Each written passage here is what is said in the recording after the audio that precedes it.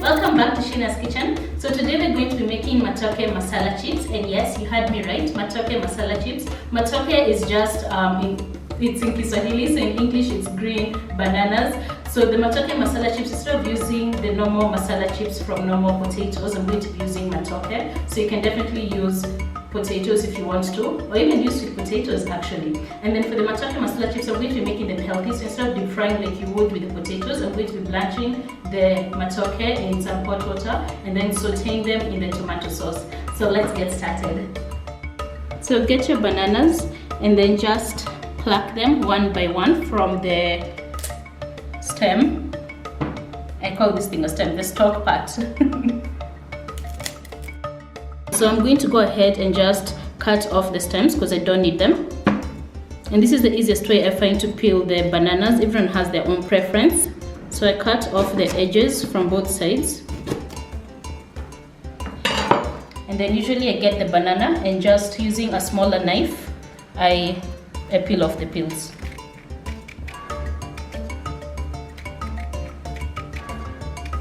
You just have to do it steadily, so you have to ensure you're taking enough flesh so that there's no green parts left. Usually a tip I find from the ridges that are there, you can use them as a guideline, and that's what I like doing. So if you can see, there's a ridge here, so I just like to follow it with my knife. So when I start with my knife, I start from that ridge, so that makes it easy for you to peel the banana. And if you don't get all the green parts, don't worry, you can just go through again with the knife.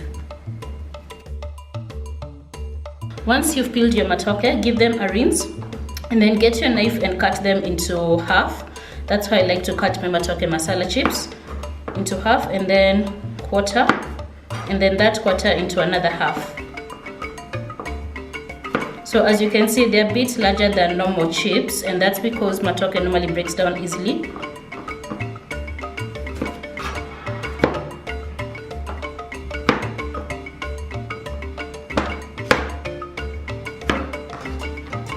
And then don't worry about the discoloring, because usually I add some lemon in the water. So like these ones, if you have a look at these ones, they have not really turned color, and that's because I added lemon in the water, just a squeeze of lemon. So I'm just going to add this in here, the ones that I've just chopped, and then just give them a mix.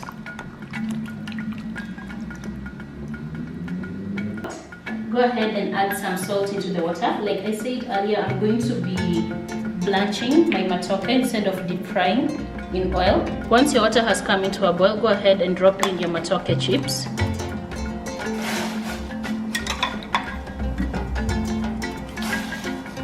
Because I want to blanch them. I don't want them to cook all the way through because I need them to go into the sauce and I don't want them to mash. So we're going to cook our matoke in the water just until they're just about done, and then add them into the masala sauce. So the reason you want to cook your matoke in hot water is because you just want to pre-cook them, and by adding them in hot water, they're going to get shocked, and so they're going to cook quickly as compared to starting with cold water. So make sure the water is hot, so that way you can retain the texture. So it's been about 5 minutes, so I'm going to take off my matoke because now they're soft, but they still have their texture.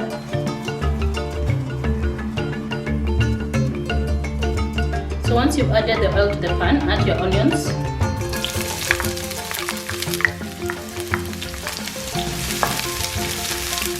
So once your onions are soft, go ahead and add your tomatoes. Add some garlic and ginger paste, and then your spices, cumin and curry powder, and then add a pinch of chili powder, salt and black pepper. So cover to simmer your tomatoes until they're nice and soft. So take off the lid and your tomatoes by now should be nice and soft. I didn't add any water, however you could add water if you feel the tomatoes have not produced enough water. So I'm just breaking down the tomatoes further, and then I'm going to finish off by adding some tomato ketchup. Stir in your tomato ketchup until it's well mixed. So I've just mixed some water with the remaining ketchup that was in the bowl. Add the water, make sure you taste the sauce so that you can check that you need to add any more seasoning. So this is the consistency you want for your sauce, where it's not runny and it can still coat the spoon. So once your sauce is ready, go ahead and add your bananas. And make sure your sauce is ready before actually blanching the bananas so that you can add them directly. And like I mentioned, if you do blanch them and cook them individually, you can see my bananas have not stuck together and they've not broken. They're all whole.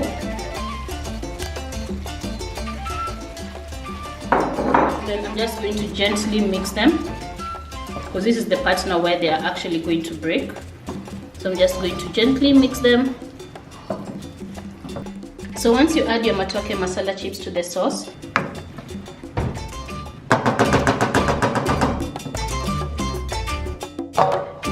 then I'm going to toss them so they can nicely incorporate.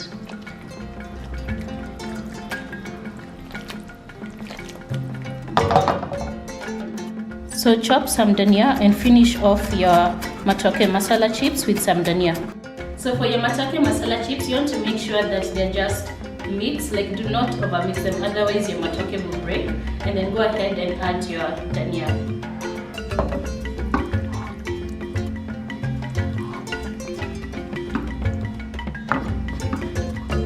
So our masala matoke chips are ready. Oh, and they look so good and they smell amazing. Can't wait to eat them. So I'm just going to go ahead and plate this.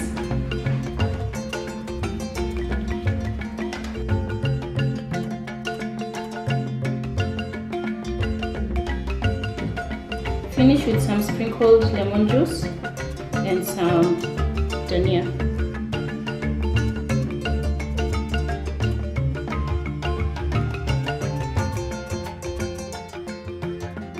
So I went all extra and served my Matoke Masala chips in like an African traditional way, just because I wanted to, and I feel like it really represents them.